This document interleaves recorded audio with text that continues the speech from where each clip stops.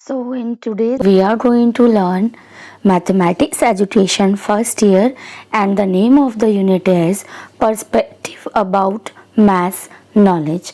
तो हम कर रहे हैं यहाँ पे फर्स्ट ईयर का सब्जेक्ट है आपका मैथमेटिक्स एजुकेशन। हालांकि सेकेंड ईयर में भी ये सब्जेक्ट होता है बट आपके पास चॉइस होती है मैथ और साइंस की, तो वहाँ पर जो बच्चे इसको चूज़ करेंगे सिर्फ वही पढ़ते हैं, बाकी एसएसटी वाले एसएसटी पढ़ते हैं। बट हाँ, in first year it is mandatory subject for all of you. तो यहाँ अगर आप फर्स्ट ईयर के स्टूडेंट हो तो मैथमेटिक्स एजुकेशन सब्जेक्ट आपके पास होगा ही होगा। और यूनिट 1 की हम बात कर रहे हैं जिसका नाम है पर्सपेक्टिव अबाउट मैथ नॉलेज। तो काफ़ी आसान सी है ये वाली यूनिट, आपको इजीली वे में समझ आ जाएगी। और हाँ, मैथ फोबिया जिन बच्चों को है ना वो यहाँ पे ख़त्म हो जाएगा, क्योंकि यहाँ पे आपको कोई बहुत ज़्यादा साइन कॉस थीटा नहीं करना, क्वेश्चन सॉल्व नहीं करने, क्योंकि आप पढ़ रहे हैं मैथमेटिक्स एजुकेशन की पेडागोजी। ठीक है, तो स्टार्ट करते हैं वीडियो को। And the first topic is importance and nature of mathematics. तो मैथमेटिक्स क्या होता है, उसका इम्पॉर्टेंस क्या होता है, उसकी नेचर क्या होती है, यहाँ से क्वेश्चन पेपर में फंसना ही फंसना है। तो सबसे पहले मैथमेटिक्स क्या होता है इसके बारे में सिंपल वे में समझ लेते हैं कि it is the world of numbers. कि ये जो मैथमेटिक्स है ना, ये नंबर्स का वर्ल्ड है। इसमें न्यूमरल इंफॉर्मेशन होती है, डाटाज होते हैं, और ये क्वांटिटेटिव इंफॉर्मेशन आपको प्रदान करता है या फिर देता है, प्रोवाइड करता है। जब हम बात करें मैथमेटिक्स की तो यहाँ पर एक डेफिनेशन भी आपको बता देती हूँ, क्योंकि मैं हमेशा कहती हूँ कि जब भी आप कोई भी क्वेश्चन कर रहे हैं और वहाँ पर आपको कॉन्सेप्ट पूछा जाए तो डेफिनेशन से आपके आंसर राइटिंग में वेटेज बढ़ जाता है।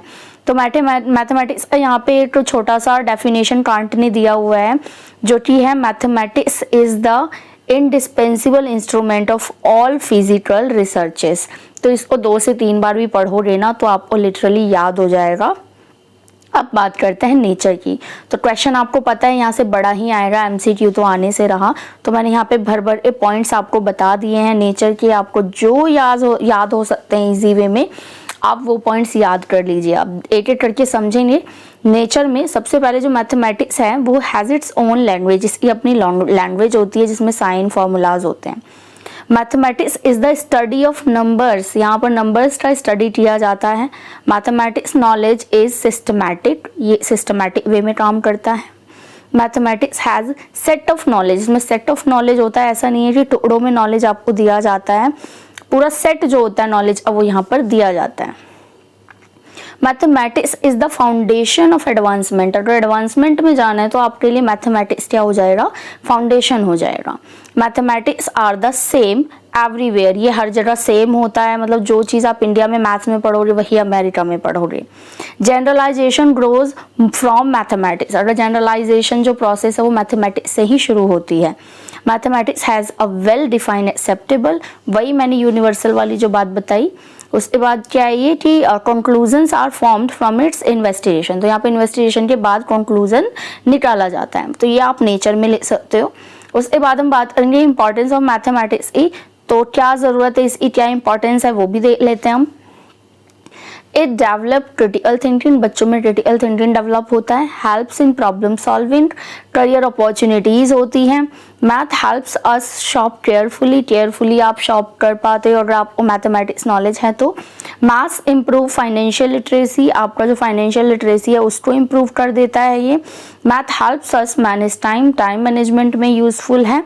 Improve analytical skills and helps in cognitive development. तो ये सारे इंपॉर्टेंस के पॉइंट होंगे। आपको ध्यान रखना है कि नेचर ऑफ मैथमेटिक्स अलग है और importance of mathematics is a different thing. ठीक है, सो बढ़ते हैं आगे। टॉपिक्स जो है हमारा वो है एस्पेक्ट ऑफ मैथमेटिक्स नॉलेज। तो यहाँ पर सिर्फ 2 ही एस्पेक्ट हैं, तो यहाँ पे बड़ा क्वेश्चन नहीं आ सकता। पहला एस्पेक्ट है conceptual knowledge and second is procedural knowledge. तो कॉन्सेप्चुअल नॉलेज क्या होता है, अंडरस्टैंड करना कॉन्सेप्ट को या मेमोराइज कर लेना फॉर्मूलाज को। और प्रोसीजरल में क्या होता है, आपको इन प्रोसेस एग्जीक्यूट करना होता है, the process to solve the problem. तो यही 2 बेसिकली एस्पेक्ट हैं आपके मैथमेटिक्स नॉलेज के। नेक्स्ट हम बात करेंगे कि जो मैथमेटिक्स है बियॉन्ड क्लासरूम यानी कि एवरीवेयर, कि मैथमेटिक्स सिर्फ चार दीवारी में कैद, क्लासरूम में कैद एक सब्जेक्ट नहीं है, बल्कि एवरीवेयर, हर जगह है। तो कैसे है ये चीज़ हमें यहाँ पे देखना होगा। तो सबसे पहले जब हम मार्केट जाते हैं तो वहाँ पे प्रॉफिट, लॉस, प्राइस, डिस्काउंट, ये वगैरह वगैरह चीज़ें देखते हो ना, तो वो क्या है, मैथमेटिक्स है। सेकेंडली अगर आप गार्डन में हो मान लो, तो वहाँ पे measurement, angle and area garden का देखा जाता है। तो ये सारी चीज़ें भी आपकी मैथ से रिलेटेड है। इमेजिनेशन में जब आप ड्रेसेस करते हो, माइंड में इस कैलकुलेशन को डेवलप कर रहे होते हो, तो वहाँ भी मैथ काम आती है। क्रिएटिव एक्टिविटी करनी हो तो आप वहाँ पे मेजरमेंट करते हो, चार्ट कितना बड़ा होना चाहिए, उसकी कटिंग किस हिसाब से होनी चाहिए, वो सारा आपका मैथमेटिक्स का खेल है। फंक्शन कोई मैनेजमेंट करना हो तो वहाँ पर आपको मैथ्स चाहिए, क्योंकि फाइनेंशियली आप चीज़ें देखोगे, कितना खर्चा होगा, कितना लॉस होगा, ये सारी चीज़ें। And if you are in a playground तो वहाँ पे टीम, रन, विकेट, इन सब में ही आपको मैथ देखने को मिल जाएगा। इट मीन्स कि जो मैथ है ना, वो only not in the classroom but it is everywhere. ये चीज़ आपको समझनी होगी। अब जैसे हमने पढ़ा था कि नॉट ओनली इन क्लासरूम, तो अब हम बात करते हैं मैथमेटिक्स एवरीवेयर। यहाँ से क्वेश्चन पक्का आने वाला है, तो आप ध्यान से समझिएगा। अब जब एवरीवेयर की बात करें तो बात करेंगे नेचर की। तो नेचर में ज्योमेट्रिकल ह्यूमन बॉडी किस तरीके से बनाया गया है, प्लांट किस तरीके से ग्रो कर रहे हैं, वहाँ पर आपको मैथमेटिक्स काम आएगा।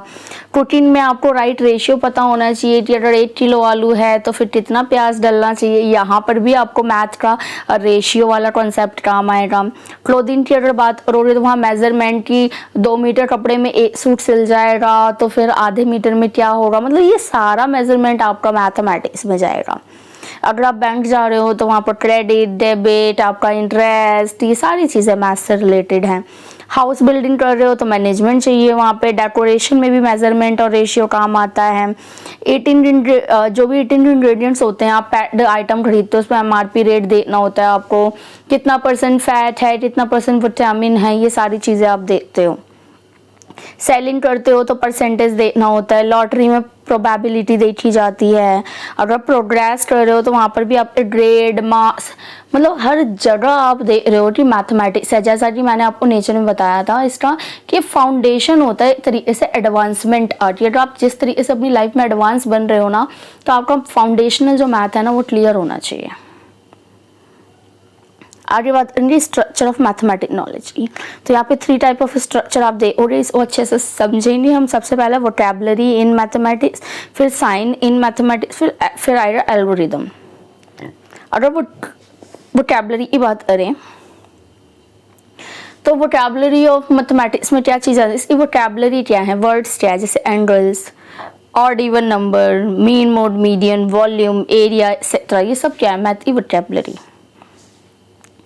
और इसके बाद जब हम साइन इन मैथमेटिक्स की बात करते हैं तो यहाँ पे साइंस आप देख लीजिए, ऐड अ साइन हम ये लगाते हैं, subtract this one, greater than, equal to, infinity, इले पॉइंट लगा दिया जाता है। तो इस तरीके से बहुत सारे साइंस हो जाएंगे। और जब लास्टली जो हमारा यहाँ पर आएगा वो है एल्गोरिदम। और एल्गोरिदम में क्या कहते हैं जी, ये प्रोसेस होता है किसी भी क्वेश्चन को सॉल्व करने का।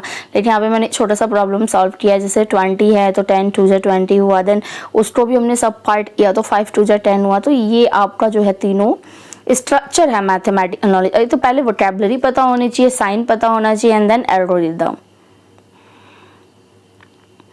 आगे देखते हैं अगला टॉपिक है लैंग्वेज ऑफ मैथमेटिक्स। तो मैथमेटिक्स का जो नॉलेज लैंग्वेज है उसके बारे में बात करेंगे। So the math language is all about numbers. तो जो मैथ लैंग्वेज है ना, वो सभी नंबर के बारे में है, और notation and symbol, and has a language of its on. आप कह सकते हो कि मैथ का अपना ही लैंग्वेज होता है। And the unique system of symbols, terms and rules used to express mathematical concept।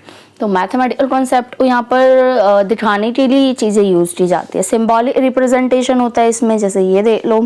Precise vocabulary होती है इसकी, सम, प्रोडक्ट, सम का मतलब जोड़ना है, प्रोडक्ट का मतलब मल्टीप्लाई करना है, ये सारी चीज़ें। लॉजिकल स्ट्रक्चर होता है इसमें, स्टेटमेंट, रूल्स, फॉर्मूलाज ये लिखे जाते हैं। चलिए आगे बात करेंगे हम importance of mathematics teaching eight primary stage. ये बहुत ज़रूरी है कि प्राइमरी स्टेज पर मैथमेटिक्स टीच क्यों करना चाहिए, उसके क्या इंपॉर्टेंस है। सबसे पहले तो प्रॉब्लम सॉल्विंग होता है, क्योंकि बच्चे यहाँ पे प्रॉब्लम को सॉल्व करना सीखता है।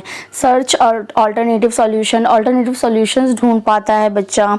Building foundational concept, developing critical thinking skill, जो मैंने इंपॉर्टेंस बताया था ना आपको, वो सारे पॉइंट आप यहाँ पर भी यूज़ कर सकते हो।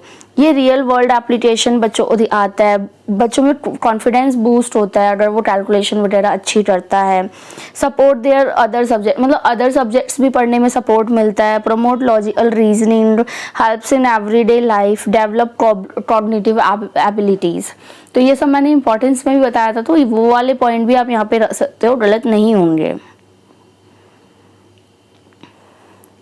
नेक्स्ट हम देखते हैं objective of mathematics teaching at the stage of primary.